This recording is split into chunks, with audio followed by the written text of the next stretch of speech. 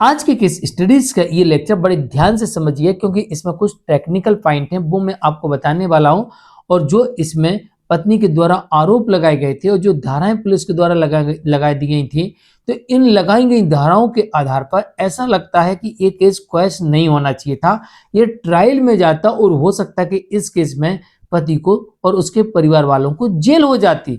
लेकिन इसके बावजूद भी कोर्ट ने, सुप्रीम कोर्ट ने, कोई छोटी मोटी कोर्ट नहीं, सुप्रीम कोर्ट ने इस मामले को रद्द कर दिया। और साथ में सुप्रीम कोर्ट ने यह भी कहा इस मामले में कि जो आरोप लगाए जा रहे हैं वो सामान्य आरोप है, इस कारण से केस नहीं चल सकता। दूसरी तरफ सुप्रीम कोर्ट ये कह रही है कि जो आप गंभीर आरोप लगा रहे हैं उस आरोपों के आपके पास सबूत नहीं है, इस कारण से इस केस को नहीं चलाया जा सकता। तीसरी तरफ सुप्रीम कोर्ट ये भी कह रही है कि ऐसी कार्रवाई को निरस्ती योग्य माना जाएगा, ऐसी कार्रवाई काउंटर ब्लास्ट के रूप में जानी जाएगी, ऐसी कार्रवाई को नहीं चलाया जा सकता। तो चलिए आज के इस स्टडीज के इस लेक्चर में आपके समक्ष सुप्रीम कोर्ट का जजमेंट रखेंगे।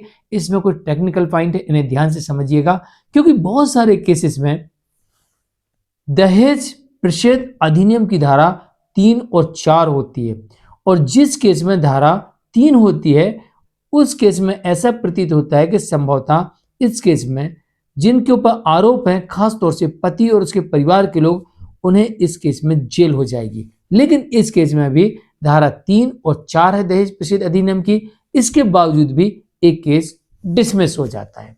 क्यों हुआ, चलिए डिटेल में बताते हैं। जय जिनेंद्र, मुकेश जैन। वीडियो को लाइक और शेयर कर दीजिए, और इस तरह जजमेंट्स पाने के लिए जिसमें आपको लगभग 200 से अधिक जजमेंट्स मिलेंगे या अन्य किसी जानकारी के लिए दिए गए नंबर पर आप हमें संपर्क कर सकते हैं।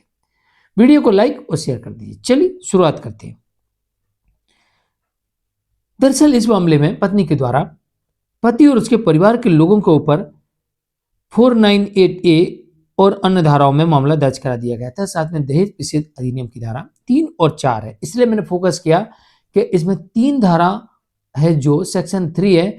ये आमतौर पर उस समय पुलिस इसका यूज करती है जब उस मामले में दहेज देने का सबूत हो, दहेज लेने का सबूत हो, क्योंकि दहेज देने और लेने के लिए इस धारा का प्रयोग किया जाता है।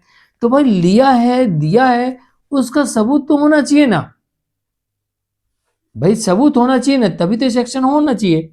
जब सबूत नहीं है तो फिर सेक्शन कैसे? जैसे धारा 4 है, कहा कि दहेज मांगते हैं, तो भाई मांगते हैं, अब इसका सबूत नहीं भी है, कहीं मांगा होगा, घर के अंदर मांगा होगा, घर के बाहर मांगा होगा, कोई उस समय नहीं होगा, किसी ने वीडियो रिकॉर्ड नहीं किया होगा, तो सबूत नहीं है, या किसी ने रिकॉर्ड किया हो तो वीडियो नहीं है अभी हमारे पास, तो हम क्या करें?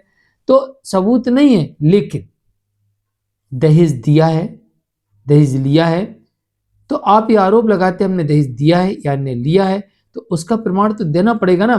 तो जिस केस में धारा 3 है दहेज प्रतिषेध अधिनियम की, DP 3 से कहते हैं, तो ऐसे केस को क्वैश संभवतः नहीं होता है, क्योंकि स्पष्ट दिख रहा कि आपने दहेज लिया है, अपराध किया है, तो धारा कैंसिल नहीं होगी। लेकिन इस मामले में यह बताया गया है कि यह मामला दर्ज हो जाता है पति पर CRPC की धारा 482 के अंतर्गत, भागा भागा सीधा हाई कोर्ट पहुंचता है, और इसमें यह होता है कि कोर्ट कहती है कि सामान्य प्रकार के लक्षण पाए गए।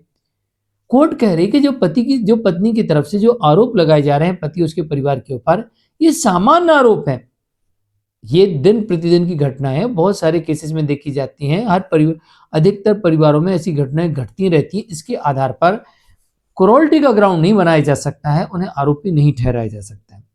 और आगे कोर्ट कह रही किसी घटना के बाबत कोई विशिष्ट ब्यौरा नहीं दर्शाया गया। कोर्ट कह रही आप आरोप लगा रहे हैं भाई ये हुआ, ये हुआ, ये हुआ, कब हुआ? अरे भाई आप डेट बताइए, समय बताइए, टाइम बताइए, दिन था, रात थी, घर के अंदर, घर के बाहर, किसने देखा, कहां देखा, कब हुआ वो अपराध, कोई इसका जिक्र नहीं है। बस आपने आरोप लगा दिया, मैटर क्लोज हो गया, पुलिस ने अपनी चार्जशीट बना दी, जांच कंप्लीट हो गई। तो इसके आधार पर थोड़ी ना केस चलेगा, आपको साबित करना पड़ेगा। और इस मामले में कोर्ट कह रही कि भाई आपके आरोप तो हैं, लेकिन ऐसा कोई ब्यौरा नहीं है, कोई सबूत नहीं है, घटना चक्र नहीं बताया आपने। साथ में कोर्ट ये भी कह रही है कि पति के द्वारा जैसी तलाक की कार्रवाई स्टार्ट होती है वैसी आपको याद आती है ये केस करने की और आप ये केस कर देती हैं। तो ऐसी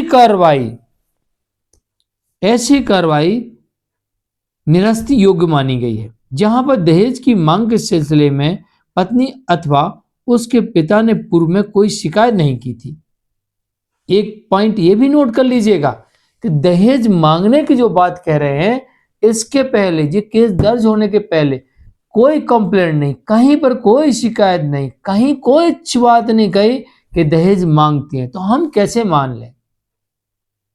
चलो हम आपकी बात को मान भी लेते हैं, तो एक ही बार थोड़ी दहेज, आप तो कह रहे हैं भैया शादी से लेकर आज तक दहेज ही मांगते आए, लेकिन आपने इसके पहले कोई कंप्लेंट ही नहीं की। तो जब कोई कंप्लेंट नहीं की तो कैसे भरोसा कर लें? तो इस केस में ये दो टेक्निकल पॉइंट थे दहेज प्रतिषेध अधिनियम की धारा 3 और 4। तीसरा टेक्निकल पॉइंट ये था कि तलाक की प्रक्रिया स्टार्ट करने के बाद, पति के द्वारा तलाक की प्रक्रिया स्टार्ट करने के बाद पत्नी ने केस फाइल किए थे। तो इसी वजह से कोर्ट ने इस एफआईआर को, इस केस को सीआरपीसी की धारा 482 के अंतर्गत क्वेश्चन कर दिया। जजमेंट आता है Rashmi Chopra, state of Uttar Pradesh, supreme court की तरफ से जजमेंट है। जानकारी कैसे लिए कमेंट में जरूर लिखिए, वीडियो को लाइक शेयर कर दीजिए। आज के लिए इतना ही। मैं मुकेश जैन, नमस्कार।